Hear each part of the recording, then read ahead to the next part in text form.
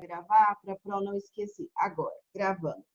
Meu povo, bom, a partir de agora, nós iremos começar a nossa segunda unidade, certo? Essa segunda unidade, ela fica um pouco mais complexa. Por quê? Porque nós iremos estudar toda a parte que nós denominamos de espécies de intervenção de terceiros, ok? Então, neste momento, vou escrever aqui para vocês, me acompanhem, por favor, no chat.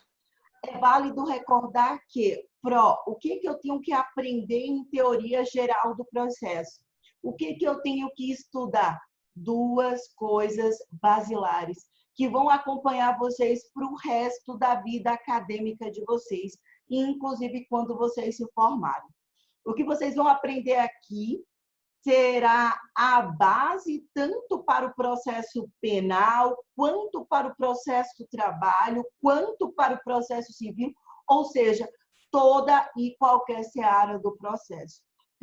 Do que é que a gente está falando, amores da minha... Aline. Estamos falando do... Ingrid. Oi? Ingrid. Estou ouvindo? A Aline não está te ouvindo. A Aline não está te ouvindo. Ela resolveu. Então, estamos tratando do litisconsórcio e espécies, que são as espécies de intervenção de terceiros, ok? Esse é o momento em que vocês pegam papel e caneta na mão, todo mundo me ouvindo, né? Isso, todo mundo belezinha? Papel e caneta na mão, para que vocês possam anotar os temas que nós iremos tratar a partir desse momento. Ou seja, litisconsórcio e as espécies de intervenção de terceiros. Muitos doutrinadores, e aí eu cito, por exemplo, o Daniel Assunção, coloca aqui também no estudo do litisconsórcio, no estudo das espécies de intervenção de terceiros, algo que vem caindo de forma exorbitante nas provas da OAB e de concurso público. Se você me pergunta assim, por que gostam tanto os examinadores desse tema, eu não sei te dizer. Mas o que eu sei te dizer é que eles adoram esse tema, que é o tema do incidente de desconsideração da personalidade jurídica, ok? Incidente de desconsideração da personalidade jurídica. Então, amores, esses são os tópicos, isso para quem, inclusive, já quiser ir se adiantando, para quem já quiser ir estudando as temáticas que nós iremos trabalhar, e para quem chegou a partir, né, desse momento, há pouco tempo, que nós iremos trabalhar agora nesta nossa segunda unidade. Litisconsórcio, as espécies de intervenção de terceiros, e aí nós iremos estudar a denunciação à lide, é espécie de intervenção de terceiro, chamamento ao processo, não precisa se preocupar em anotar agora, só para ter uma ideia, ok? Então, denunciação à lide, chamamento ao processo, oposição, assistência e amigos curi. São as 5 espécies de intervenção de terceiros, tá bom? Vamos estudar tanto no CPC de 73, quanto no Código de Processo Civil de 2015. Por quê? Porque, amores, quando vocês estiverem se formando, vocês estão aí no 3º semestre, né? Então, vocês devem estar se formando daqui a 3 anos, mais ou menos. Ainda haverá, muito provavelmente, esse comparativo entre o CPC de 73 e o CPC de 2015. Em especial, o que passou a existir com o CPC de 2015 e as alterações que ocorreram entre o CPC de 73 e o CPC de 2015. Olha, para vocês terem ideia, quando eu leciono o curso de processo civil para a OAB primeira fase, tá? Quando eu leciono processo civil para a OAB segunda fase, presta muita, mas muita atenção. E quando também eu leciono para concurso público, e aí a gente está falando de concurso público para técnico, para analista, do TRE, do TRF, do TRT e até uma possível magistratura, existem temas que são temas mais recorrentes em processo civil. Olha que sacanagem que a galera faz. Você está estudando sobre espécies de intervenção de terceiro no terceiro semestre da sua faculdade. Eu estudei no quarto semestre. Além desse assunto, espécies de intervenção de terceiros, tem outro também, denominado de competência. Então, esses assuntos, competência, intervenção de terceiros e o incidente de desconsideração da personalidade jurídica, acreditem em mim, são aqueles assuntos mais cobrados na prova da OAB. Para vocês terem ideia, a prova da OAB ela é composta de 80 questões. Vocês precisam acertar 40, que é a metade da prova, para ir para a segunda etapa. Não sei se algum professor já conversou a respeito disso com vocês. Mas vocês precisam acertar metade, 40 questões. Amores, 8 questões são sobre processo civil como um todo. Sempre, mas sempre, sempre, a gente está falando agora do 34º exame da OAB, sempre vai cair uma questão sobre intervenção de terceiros, uma questão sobre competência, uma questão sobre incidente de desconsideração da personalidade jurídica. Basta você pegar o histórico. Pro, por que você está contando isso, já que eu não estou fazendo um curso preparatório para a OAB?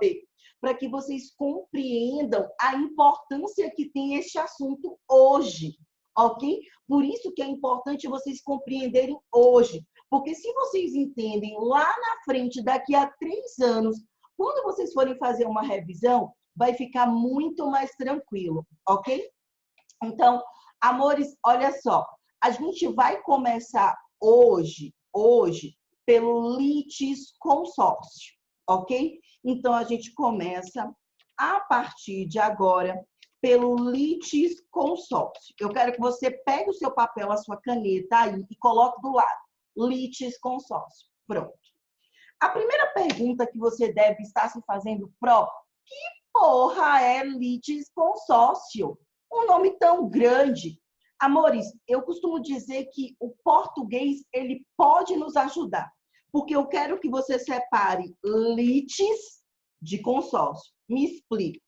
Litis, você vai colocar assim, ó, que é sinônimo de lide. Olha aqui a Pro escrevendo no chat, ó, do ladozinho da tela. Litis, de litisconsórcio. Litis é sinônimo de lide, ok? O que é lide, Pro? É briga, é divergência, está certo? Não existe um consenso, então eu tenho uma briga, eu tenho uma divergência. Eu vou ter ali partes se degladiando dentro de um processo. As pessoas estão em lide, ou seja, as pessoas estão uma processando a outra, tá certo? Pro, o que eu vou interpretar aqui por um consórcio? Amores, o que é um consórcio? Quando você diz assim, ó, eu estou participando de um consórcio de carros. Eu estou participando de um consórcio de casas. Ou seja, a gente tem um grupo de pessoas, a gente tem um agrupamento de pessoas que serão ali sorteadas ou quem der o maior lance em prol de adquirir bens. Então, pensa comigo no consórcio como um agrupamento de pessoas, ok? Agrupamento de pessoas. Então, amores, soma com a Pro. Soma com a Pro. Consórcio Nanuc, aí a Luciana colocou. Ô, Luciana, eu não sabia que existia essa nomenclatura do consórcio Nanuc. Deve ser um consórcio próprio de Nanuc. Então, observa. Se eu tenho litis, que é uma lide, que é um processo, ok? E se eu tenho Karime, Mariana, Everton, José Nilson, e se eu tenho um consórcio, que é um agrupamento de pessoas, então você vai pensar assim, eu terei várias pessoas dentro de um mesmo processo. Vai raciocinando comigo. O litisconsórcio, o litis é lead, Ou seja, eu tenho um processo, eu tenho um autor versus um réu e um estado juiz que vai decidir. Me acompanha, me acompanha. Consórcio é, eu tenho um agrupamento de pessoas dentro do mesmo processo. Respira. O que é o litisconsórcio? Será, e agora você para e escreve comigo, hein? Um agrupamento de partes dentro do mesmo processo. Olha como é simples, bebê. Não tem erros, tá? Não tem. É muito simples.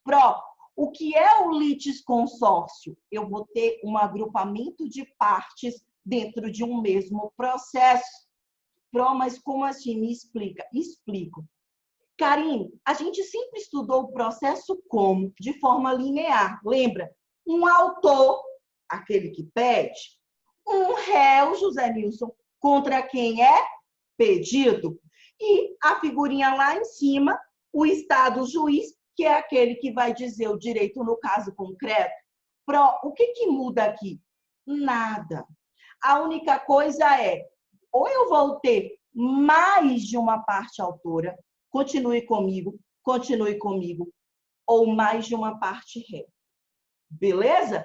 Então, o que é o litisconsórcio? O litisconsórcio nada mais é do que sujeitos plúrimos. Eu tenho mais de um sujeito. Então, sujeitos plúrimos, processo uno. Vamos anotar? Sujeitos plúrimos, ok? Processo uno. Amores, isso é o litisconsórcio. No litisconsórcio, eu terei o mesmo processo. Mas dentro desse mesmo processo, eu terei mais de uma parte autora ou mais de uma parte ré. Quando isso acontecer, você vai dizer, isso é um litisconsórcio. Me dá um exemplo. Te dou um exemplo. Imagine o seguinte. A Mariana, aqui no meu exemplo, é casada com o Everton. E aí, eles resolveram celebrar uma festa de bodas. Amores, resolveram celebrar a festa de bodas de 10 anos de casamento. Hoje está tão difícil as pessoas se manterem casadas por tanto tempo que isso é algo para se celebrar. Beleza. A Mariana e o Everton contratam, então, uma empresa em Nanuque para poder realizar essa festa. Pagam o valor de 10 mil reais, olha lá, 10 anos, pagam o valor de 10 mil reais para uma festa para 100 pessoas. Querem encontrar tudo pronto, a comida, a bebida, tudo pronto. Dá por 10 mil? Dá. Beleza, a decoração. Quando chega lá no dia da festa, a empresa sumiu no mundo com o dinheiro, né? Os sócios da empresa. E a Mariana e o Everton ficaram sem a festa. Perceba que surge para a Mariana e o Everton o direito de ação. O que é o direito de ação? Vocês já aprenderam comigo. É o direito de demandar em juízo. Tá ouvindo? Eu vou bater na porta do Poder Judiciário para dizer, olha, a empresa X, ela agiu de má fé, porque eu paguei o valor de 10 mil, eu contratei uma prestação de serviços, ela tinha uma obrigação. Qual era a obrigação? A obrigação de fazer. E ela não celebrou, ou seja, ela não ornamentou, não trouxe alimentação, a bebida para minha festa. Isso me causa um prejuízo imenso. Não basta me restituir os 10 mil que eu paguei com juros, com correção monetária, com multa. Além disso, uma indenização por perdas e danos. Tudo isso consubstanciado lá no 927, no 928 do Código Civil e no 186, artigo 186 do Código Civil, que fala que aquele que comete ato ilícito, ele é obrigado a indenizar, inclusive com perdas e danos, com dano material, com dano moral, absolutamente com tudo. Beleza. Amores, por que eu estou te contando isso? Porque nessa ação da Mariana e do Everton, existe um litisconsórcio. porque eu tenho uma pluralidade de partes autoras. Mariana é uma parte autora. Everton é outra parte autora. O Estado juiz lá em cima, que vai decidir, por exemplo, que a Mariana tem direito aos 10 mil, com mais uns 200 com juros com multa, com mais ali uns, sei lá, 2 mil reais de multa, mas o dano moral ele só valora em 3 mil, só valora em 4 mil, só valora em 1.000. É um aspecto extremamente subjetivo. Do outro lado, como parte ré, eu tenho uma pessoa jurídica. Percebeu? Nesta ação eu tenho um litisconsórcio? Tenho. Alguém me chamou? Só ouvi a Karine dizer assim. Ingrid. Seu áudio embolou. Vamos voltar aqui, então, tá? Vamos voltar aqui para o meu exemplo. Quando está embolando muito. Deixa eu voltar aqui um pouquinho. Quando eu estava falando deste exemplo do Everton com a Mariana, certo? Então, eu não sei se vocês conseguiram pegar essa parte, mas eu vou repetir. O Everton, eu só vi a Evelyn dizer, o áudio está ruim. Deixa eu ver se eu aumento o áudio. Ficou melhor agora, gente? Ficou melhor? Deixa eu escrever aqui no chat para vocês. Espera. Não ficou não. O áudio não está baixo, ele está cortando. Eu creio que seja sua internet, ou então seu fone que seja com defeito, sei lá, com mau contato. Eu acho que é a internet que está instável. Porque eu ainda troquei a câmera. Dá para perceber que essa câmera é melhor que as outras. Eu botei uma câmerazinha aqui porque minha imagem ficava distorcida. Mas a internet daqui não ajuda, meu povo! E o fone é novo, então meio que não dá para ser o fone, entende? Pode ser o fone? Certo, deixa eu tentar aqui para ver.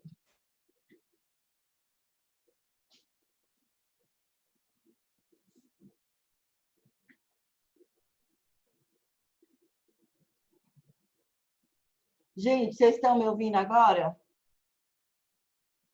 Estão ouvindo? Vamos tentar para ver se é o fone ou se é a internet meio que está oscilando. Agora, pelo menos, aparece que a internet está melhor para mim. Então, olha só, vamos voltar lá para o exemplo, ok? No exemplo a gente tinha o José Nilson, e a Mariana. Então, desculpa, o Everton e a Mariana no meu exemplo, era o Everton e a Mariana. Então, percebo, eles são duas partes autoras, ok? Em face da pessoa jurídica que é a ré. Eu tenho um litisconsórcio? Tenho. Por que eu tenho um litisconsórcio? Porque eu tenho uma pluralidade de partes autoras. Deu para perceber, meu povo? Resumo da história. Se te perguntam, por exemplo, na nossa prova, qual o conceito jurídico do litisconsórcio? O que você tem que escrever?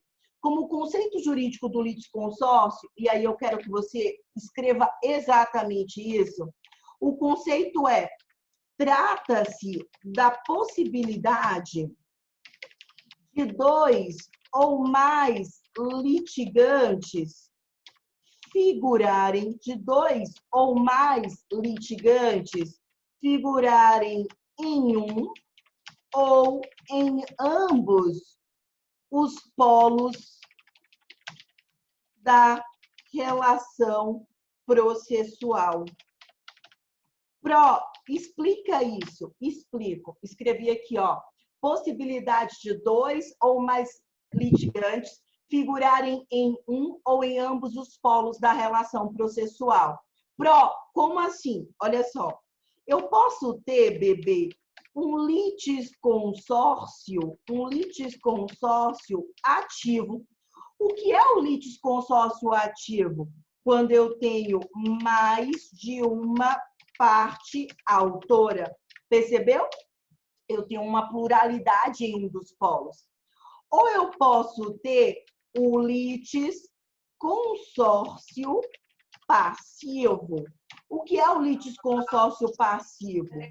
É quando eu tenho mais de uma parte ré. Ou eu posso ter, agora sim, em ambos os polos, ou seja, tanto no polo ativo quanto no polo passivo, é o que a gente chama de litisconsórcio misto, ou misto, aquele pão com queijo e presunto.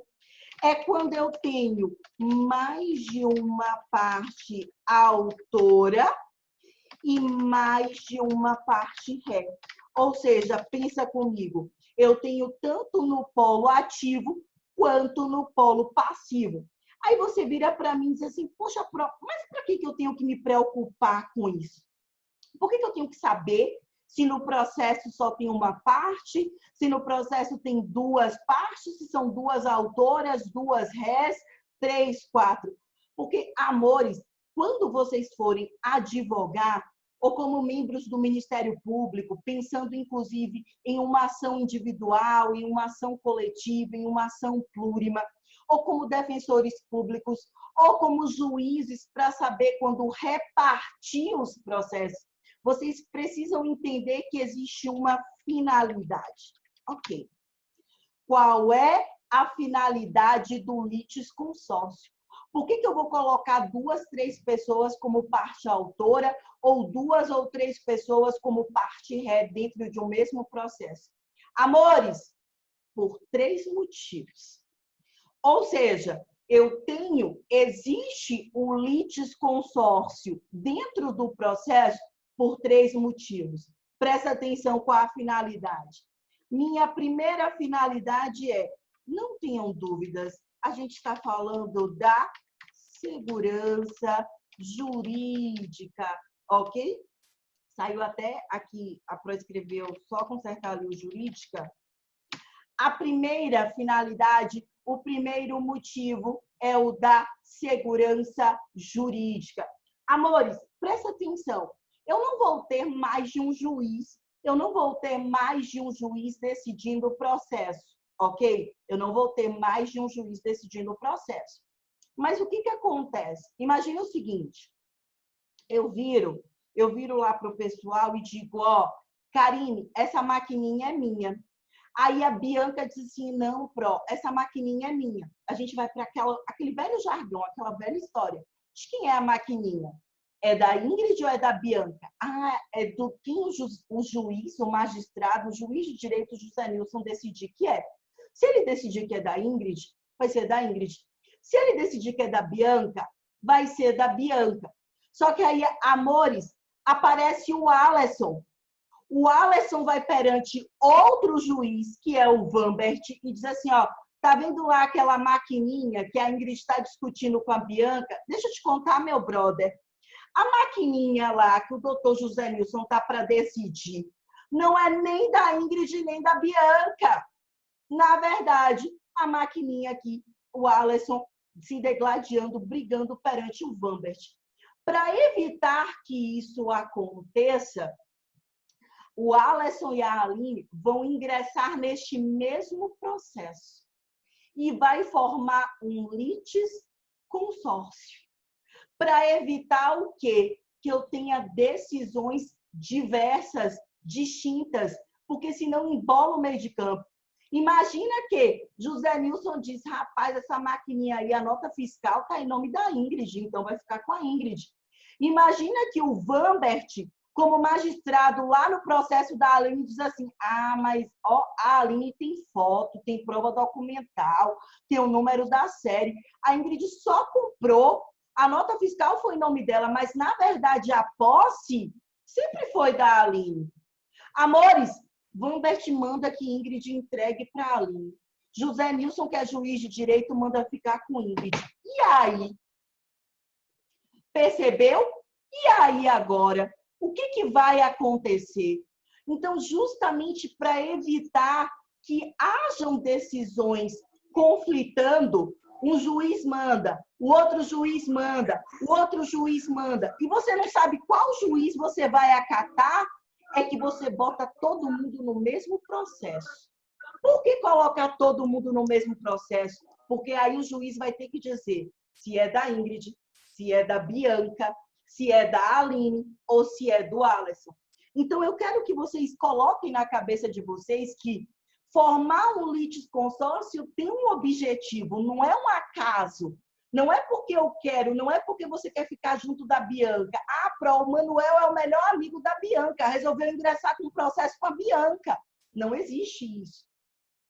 Tem que ter um porquê. A primeira finalidade é a segurança jurídica. Não dá para o juiz dar a casa para a Karine, para o José Nilson, para a Bianca, para o Manuel. Ele só vai poder dar para um. E prestem atenção, olhem para mim. Quando ele dá para um, ele está tirando do outro. Então, justamente para se ter a segurança jurídica, é que eu coloco, é como se fosse assim, ó, vamos resolver esse bolo doido, bora resolver, saber quem é que está com a razão, bota todo mundo no processo.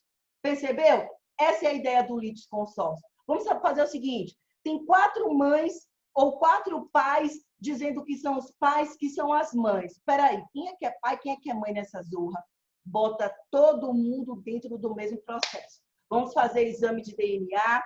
Se o que se está requerendo é uma paternidade socioafetiva, vamos então comprovar este vínculo, porque você pode ter a paternidade, a maternidade biológica, você pode ter a paternidade, a maternidade socioafetiva. Então vamos colocar todo mundo junto para decidir quem é quem.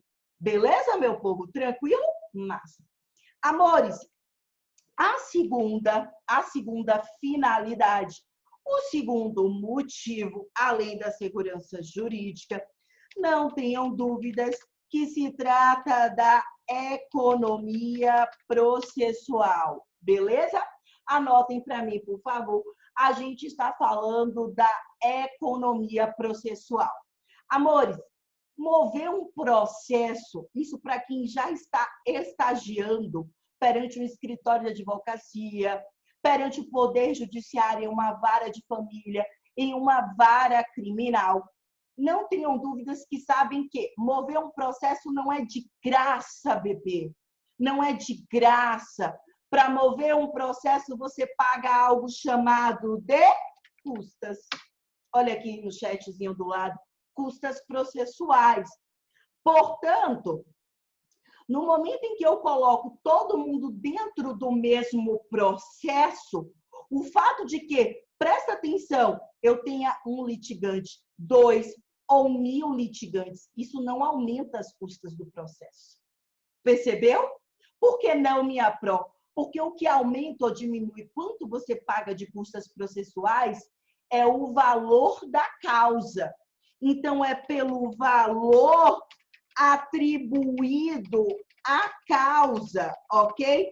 Pró, o valor atribuído à causa é de 1000, o valor atribuído à causa é de 100.000. Pronto, acabou. É pelo valor atribuído à causa. Tem uma tabela de emolumentos. Cada Tribunal de Justiça estadual, Minas Gerais, tem uma tabela de emolumentos, TJMG. TJES, Espírito Santo, tem uma tabela de emolumentos, ok? TJ Bahia tem uma tabela de emolumentos. O Tribunal Regional Federal tem a sua tabela de emolumentos. O TRT, Tribunal Regional do Trabalho. Ou seja, cada tribunal terá a sua tabela de emolumentos. Então, amores, eu posso ter uma economia processual, claro que isso vai depender do caso concreto, se eu começo colocando todo mundo dentro do mesmo processo. Então, eu vou pegar aqui os 21 participantes, ó, minha galerinha toda aqui da turma B do 3º semestre, e coloco todo mundo em um processo só. Pronto, acabou. Todo mundo é parte autora. O valor das custas irá alterar? Não necessariamente. Talvez a depender do meu pedido, porque o valor da causa, eu vou somando os pedidos. Me dá um exemplo concreto. Pensa o seguinte, meu povo, tudo isso aqui é exemplo, beleza? Exemplo. Vou repetir, hein? Pelo amor de Deus. É um exemplo. Imagine o seguinte, vocês estão se deslocando para a UNEC, para assistir a aula da professora Ingrid Schil. O município de Nanuque, que deveria ter asfaltado ali, a responsável pelo trânsito, pelo transporte no município de Nanuque, não cuidou. da região. E tinha um buraquinho na pista. Amores, sabia-se que tinha, tudo isso é exemplo, tinha uma área subterrânea e essa área foi aterrada e não se cuidou. Houve uma negligência de diversas autoridades do município de Nanuque. Num determinado dia da nossa aula, o buraco resolve se abrir e engolir a galera toda. Pronto, resolveu engolir todo mundo. Foi carro, teve gente que veio a falecer, teve gente que ficou machucado, foi para o hospital, lesões seríssimas. Pode ser uma ação individual, uma ação da Mariana em face do município de Nanuque? Pode. Pode ser uma do José Nilson? Pode. Pode ser uma do Alisson? Pode. Mas pode ser todo mundo dentro de uma ação só? Olha que lindo, olha que gostoso. Pode. E a depender da forma sendo todo mundo dentro de um processo só, mas cada um, ainda que tenha pedidos divergentes, mas todo mundo dentro do mesmo processo, porque o fato que ocorreu com outro, o fato é similar, isso faz com que eu desonere as custas. E daí aquela pessoa que não tinha condições de pagar as custas, ela não fica prejudicada, porque as custas vai ser rateada entre todos, o valor fica menor. Então, a segunda finalidade, ou o segundo motivo pelo qual eu opto pelo litisconsórcio é o da economia processual. Beleza? Mas eu ainda havia falado que existe uma terceira finalidade, existe uma terceira situação, tá certo? Qual é a ideia desta terceira situação? Por vezes eu ficarei com o litisconsórcio porque a lei... Tem alguém falando comigo? Não? Acho que foi impressão. Porque a lei ou o contrato obrigam, ok? A lei ou o contrato obrigam. Então, amores, prestem atenção. Por vezes, a lei ou o contrato vão obrigar a existência do litisconsórcio. Isso quer dizer, e isso é muito, mas muito importante, que, olha um exemplo, eu estou aqui mais ou menos com 6 minutinhos, vai dar para dar esse exemplo. Olha que exemplo interessante. No exemplo aqui, a Karine, ela é casada. Ela é casada no regime da comunhão parcial de bens lá com o Saulo. Daí, a Karine, ela resolve, porque ela é desembargadora do Tribunal de Justiça do Estado da Bahia, ela é a desembargadora, o Saulo não é, é apenas casado com ela, o Saulo, coitado, é professor. Imagine só que situação. Então, o Saulo não ganha bem, mas a Karine sim. Ela resolve dizer assim, rapaz, eu estou ganhando bem. Não poderia ser nem coordenador, coitado? Coordenador. Isso é Bambert, né, Afonso? Dá uma melhoradinha aí na posição dele, Ingrid, por favor. O cara é gente boa. O negócio melhora. Mas se for professor, não. Mas coordenador também tem muito. Olha só. Vou deixar ele como professor. E ele, pronto, casou com ela, né? Casou no regime da comunhão parcial de bens. Quando eles se conheceram, eles eram novinhos. E aí, nisso, ela foi, por antiguidade, por merecimento, foi crescendo na carreira. De juiz, ascendeu a desembargadora. Amores, lá em Salvador tem imóveis caríssimos, de 2, 3 milhões. Aí a Karine disse assim, rapaz, isso para mim não dá. Mas eu vou comprar 2 imóveis de 1 milhão. 2 imóveis de 1 milhão. Beleza? Beleza. Só que ela não tinha 1 milhão no cash. Você há de convir comigo que, a não ser que a família da Karine seja rica, você está arranjando 1 milhão, o negócio não é bem assim.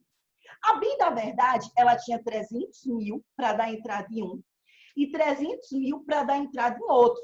Aí ela descobre que Romilda, é amiga, Romilda, gerente da Caixa Econômica Federal, diz assim, poxa, Romilda, você não tem como me conseguir 700 mil emprestado de um e 700 mil emprestado do outro? Tudo de forma legal, eu só quero ver se tem, não, com o seu contra-cheque, o seu olerite de desembargadora tem. Beleza, então perceba. Ela fez um mútuo. O que é um mútuo, minha prova? Vou escrever aqui, mútuo. O que é um mútuo? É um empréstimo financeiro, tá? É oriundo de uma alienação fiduciária em garantia. Alienação fiduciária, tá certo? Em garantia. Como assim?